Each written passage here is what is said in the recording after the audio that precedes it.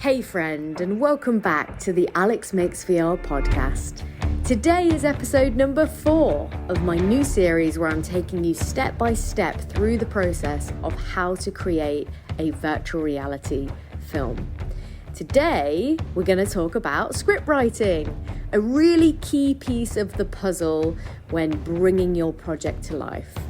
Before I dive into that though, I would love if you would take a second, if you've been enjoying the podcast, I would love it if you would screenshot right now the podcast on the platform that you're listening on and go ahead and post it on social media and tag me. This is the best way to support the podcast. It gets the word out.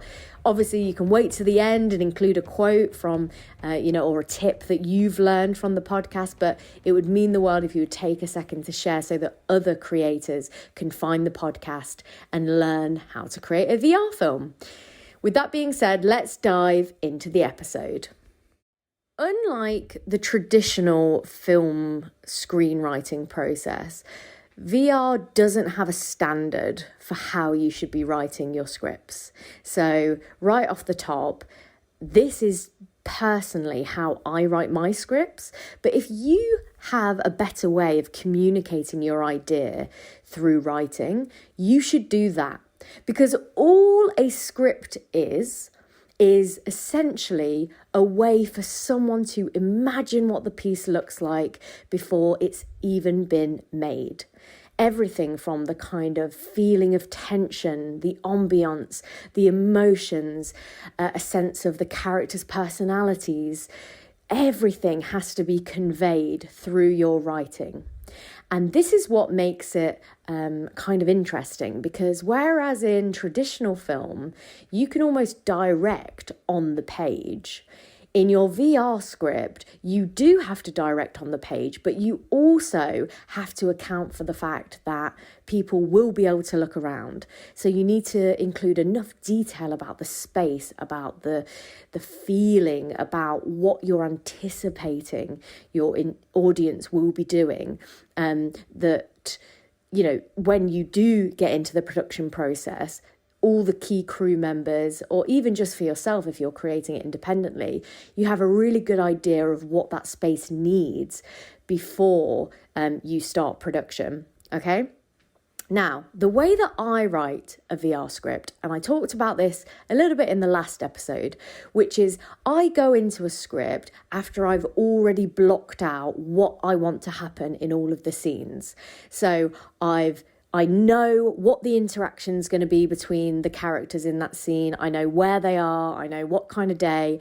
I know what the outcome of those scenes are. I already have a flow for the piece. I already have a story outline. I already know it's almost like if you imagine I'm trying to think. It's like, if you think of I don't know what it's called, kind of like a branching tree. If it starts with one thing at the top and then it splits off into 2, and then those 2 split off into, each of them split off into 3, and then each of them split off into 4. And, you start to see that kind of spiraling thing. If you think about the basic idea is the top of the branch. By the time you get down to the next branch, it's kind of okay, so you've got the basic idea. The next step down, you've got an understanding of the story structure. The next step down, you've got a detailed breakdown of all the scenes. And then the next step down is you're starting to put colour and detail on all of those scenes, so that when you go into the script writing process, you already know all those things. So when I go into a script writing process, I already have all the details. Okay, so I know that in this scene, Tessa and Cassie are talking about how the Bad News app got started. The outcome is that we as the audience understand where this tech started and what it's become. We've got background information. We've also established the relationship that Cassie and Tessa have. We understand Cassie's kind of background. We get a sense of what kind of character she is, who she represents. The environment is like this, the location will be like this, the lighting might be like this. I've already got that kind of granular detail outline. So then when I sit down to write the script, I'm basically just pulling all that information in, and then I'm adding flair to it.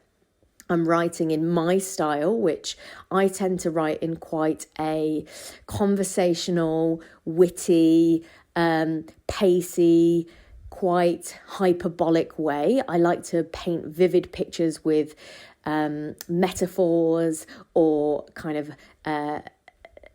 analogies, that kind of thing. That's my kind of style. But ultimately, you will find your own style.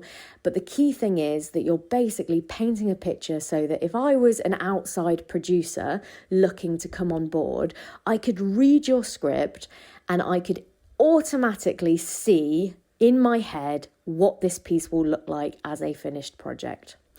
So that is kind of why you do a script, and that is the importance of the script. It doesn't matter whether it's in Courier font 12 point, like, you know, in traditional film scripts, you hear these things of like agents won't even touch a script if it's not properly formatted in industry standards.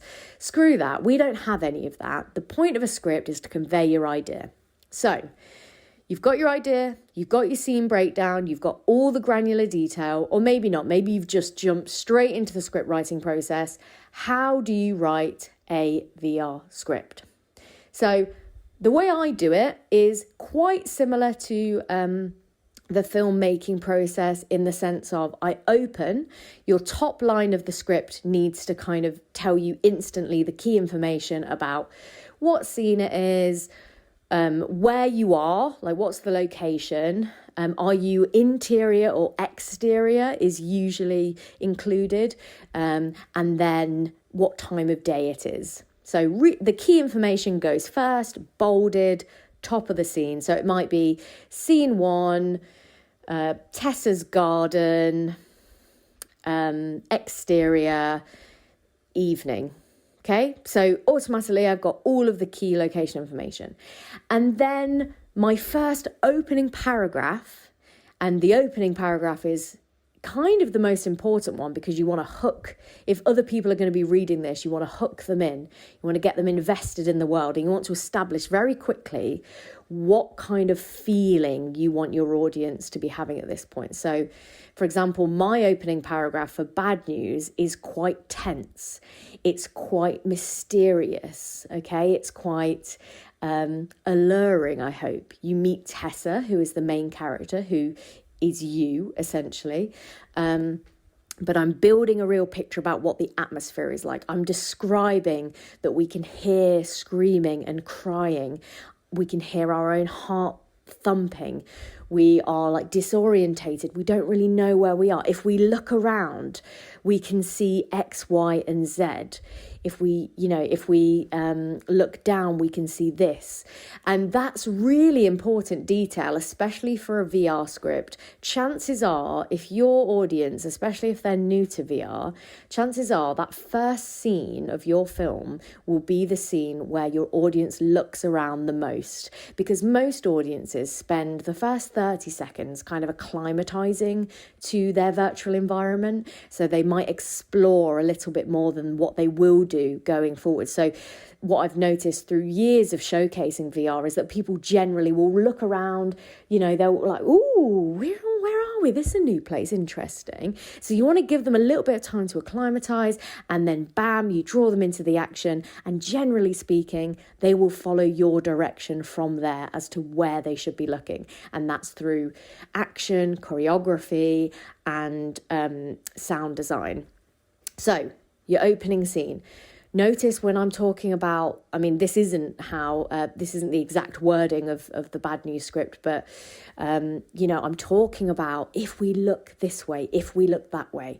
I'm talking about it from the point of view of the audience in the headset. Now, this is my personal choice because, again, I want to get the person reading this in the frame of mind that they are there and they can imagine what this would be like in a VR headset. So we can see this. If we look left, over our shoulder, we see this. Above us, we see this. The music is building. Our heart is racing. We're moving towards X, Y, Z. You know, like all of these kind of details. I'm talking about it from the point of view of the person who is experiencing the VR film. Again, personal choice, but I found that works really well with getting people in the mindset of that 360 space. Because a lot of people have asked me, oh, do you do like columns of like, you know, left, right, forward and back? And then like, do you write in those columns like what people can see from all directions? No, I don't. Some people might. I think personally that's too disorientating. That is literally creating the equivalent of like a FOMO situation with an audience where they're not sure which way they should be looking. My intention with the script is to give you a good sense of the location, the environment, but also direct your attention just like I would in the actual film. So, using language like we, or you can see this, or we can see this, describing what's around you. And then obviously you go into the detail. When I talk about a character, when you establish a character, you want to bold that character's name when they first appear in the script so that producers and casting directors, etc., and actors, they can see right away, they can see the key information jumping out at them. So Tessa, 23, newly employed, cynical, blah, blah, blah, wearing, blah, blah, blah, if that detail is important. So this is where you would go into detail about what that character's ethnicity is, their age, what they kind of look like, what are they wearing, what's their expression on their face. All of this kind of key detail is what you would go into in this space. And also key action. Is there any key props? Are there any key choreography that happens in this scene? And then obviously you can dive into dialogue. So the way you would do that is you end your paragraph and then you start a new line and then a new line after that, and centralize the character's name. So for mine, it would be Tessa. And then on a new line, centralized after that, it would be her dialogue. And for me, if I am writing from the point of view of a character, I will include the brackets VO next to my character, voice over, because mainly so that my production team understands that that main character's audio will be recorded as a voiceover, okay? And to understand that we can only hear Tessa's voice, not see her. In my particular case, in Bad News, at the moment, the way that it's written is that actually you start off from a third person perspective and you kind of like slam into Tessa and you become Tessa. So that's obviously a slightly different way. So I would start with Tessa disembodied and I would start with her not in voiceover because I can actually see her and she's talking in front of us. But then when we become Tessa, that then is in voiceover because it's her talking out loud. It's her, we are in her shoes. She's talking, but the actor is not actually on camera. So that's some key detail. And then you just rinse and repeat the process. If you haven't studied script writing before, I'd highly recommend you just go and find just a YouTube video even that just gives you the basic idea of how to write a film script. And then all you want to do is you want to add in this little bit of extra detail, like I've suggested, that makes it specific to VR, which is writing from the point of view of your audience and including detail about what this audience could see if they looked around, including kind of key details in the location. Other than that, the script writing process is very, very, very, very similar to that of a traditional film. But like I said right up top, don't stress about making sure the formatting's right, making sure that it's, in a particular font or thing. Just make sure it's easy to read and it really clearly outlines on paper what this idea would look like if it was funded, if it was brought to life.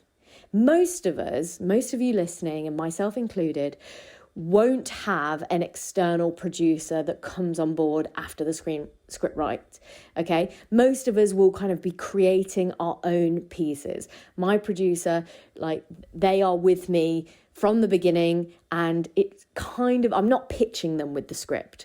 If you're pitching someone with the script, then yes, your idea needs to be so crystal clear that they can imagine the piece come to life, and that's why they would invest their time or invest their money into it. But for most of us, that's not the case. We're writing a script for the sake of our actors, for the sake of our crew members to know what they're doing, and to give the reader a really good sense of the story. So that's it. Those are my key tips. I know it's super short and sweet. My biggest piece of advice would be do not overthink it, okay? Don't overthink it. Get a first draft done, leave it for a week, get some feedback if you want, send it out, get some people to kind of give you their thoughts on it, and then rewrite. Your first draft will never be your final draft. The first draft is just splatting those ideas on paper, okay? Some other things to think about, maybe, especially if you're going to go on to direct and create this project yourself. Try not to have loads of characters in a scene for long periods of time.